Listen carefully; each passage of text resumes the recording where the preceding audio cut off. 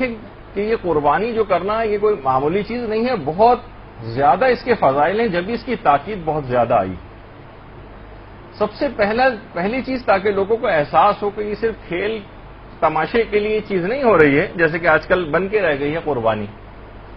بلکہ یہ واقعتاً ایک ایسی چیز ہے، بہت ساری روایات اس کے اوپر آئیں۔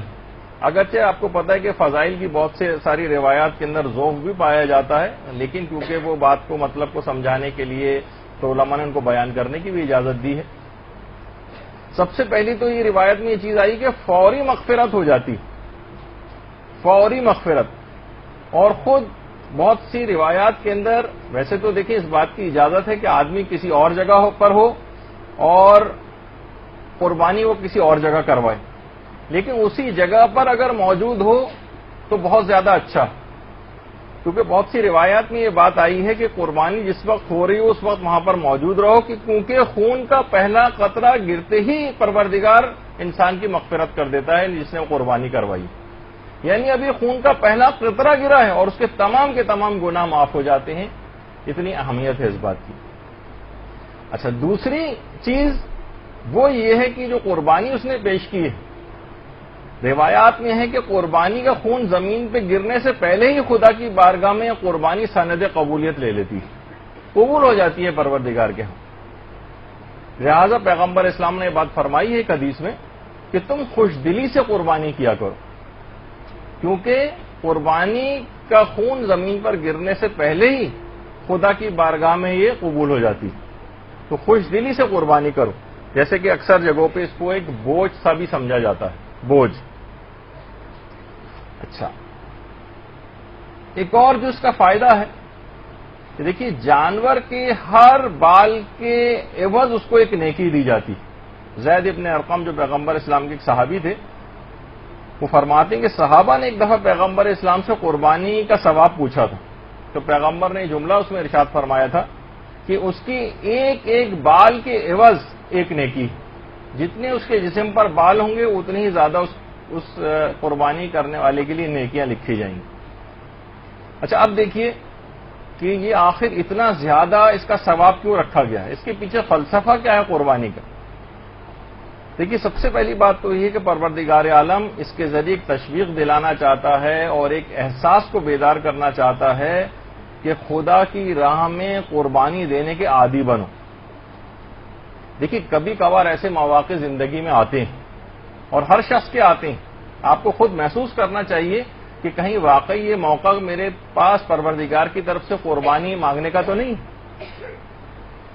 مثلا کبھی مال کو راہ خدا میں دینا ہوتا، مال کو پتہ چلا آپ کے خمس اتنا زیادہ آپ کے واجب الادا نکلا، اب آپ کو نا اس مال کو راہ خدا میں دے دینا چاہیے، لیکن اب کیا ہے، شیطان آ کر آپ کو بہکائے گا، آپ کے ہاتھوں کو روکے گا، اور اتنا مال نکل جائے گا، کوئی پلاٹ بکا ہے، اتنا زیادہ لوگ طریقے پوچھتے پھرتے ہیں، کوئی ایسا طریقہ نکل آئے کہ مثلا ہم نے بزنس پرپز سے یا کوئی سیونگ کے اعتبار سے کوئی پلاٹ لیا تھا، اس کی اتنی قیمت ہو گئی، اس کو بیچیں گے تو اتنا زیادہ 20% یا 25% بہت سے مسائل کے اندر خمس دینا پڑتا ہے، بہت مال نکل جائے گا۔ تو اب یہی موقع آ گیا کہ اس مال کو قربان کیا جائے حکم خدا کے سامنے۔ تو کبھی مال راہ خدا میں دینا ہوتا ہے قربانی کے طور پر، کبھی عہدہ راہ خدا میں قربانی کے طور پر پیش کرنا ہوتا ہے۔ بہت سی جابس ایسی ہیں، سودی ملازمتیں ایسی ہیں کہ جو کہ کرنا حرام ہے، جس کے الگ ایک تفصیلی مسئلے ہیں اور تمام مجتہدین نے اس کو حرام قرار دیا، جس کے اندر سود کا لین دین ہوتا ہے۔ اب یہاں پر کبھی اسلام آپ سے تقاضا کر سکتا ہے، جب مقام عمل پیش آئے تو علماء سے رجوع کرنا چاہیے، لیکن ایک عمومی مسئلہ بتا رہا ہوں کہ عہدے کی بھی قربانی دینا پڑتی، کبھی آسائشوں کی قربانی دینا پڑتی ہے۔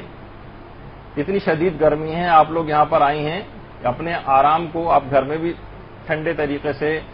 رہ سکتی تھیں اور اطمینان کے ساتھ، آپ کو کیا ضرورت تھی، لیکن آپ نے علم دین حاصل کرنے کے لیے اپنی ایک آسائش کو قربان کیا، اپنے آرام کو قربان کیا۔ اور کبھی زیادہ بڑے سینیریوں میں اگر دیکھیں اور اس کو کافی بڑھا لیں ہم اپنے کینوس کو، تو اس میں کبھی کبھار جان بھی دینی پڑ سکتی، اور اسی جذبے کی بیداری کے لیے ایک سالانہ مشق اور پریکٹس کا نام ہے عید قربان کی قربانی، تاکہ انسان کو یہ احساس رہے کہ ایسے مواقع مجھ پر آ سکتے ہیں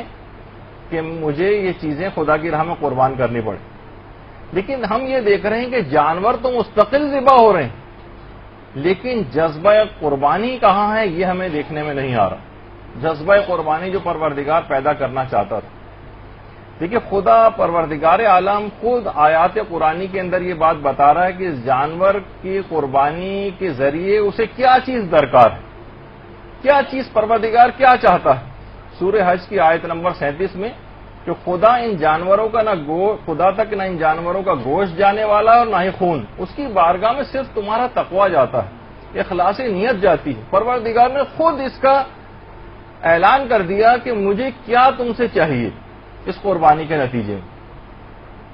تو وہ جذبہ قربانی ہمیں دیکھنے میں نہیں آتا. جو پروردگار نے چیز مانگی ہے تقویٰ، وہ ہمیں دیکھنے میں نظر نہیں آتا کہ وہ تقویٰ کہاں ہے، وہ جذبہ جو قربانی وہ کدھر. موجودہ جو قتل و غارت گری چل رہی ہے اور شہادتیں ہو رہی ہیں اس سے قطع نظر. خون بہانا تو چھوڑیے، آپ یہ بتائیے کہ کب خدا کی راہ میں اپنے خون تو چھوڑیے پسینہ بھی بہایا. ایک رات کوئی ہم سوچ کے بتا دیں کہ جب ہم اسلام کے لیے اپنے آرام کو ہم نے ترک کیا ہو اور ایک رات بھی جاگے ہوں اسلام کے لیے، کوئی ایسی اذیت اور تکلیف اور پریشانی جو ہم نے فقط اسلام کے لیے اٹھائی، اسلام کے لیے دین کی خاطر ہم نے واقعتاً کبھی کسی آسائش کو ترک کیا ہو،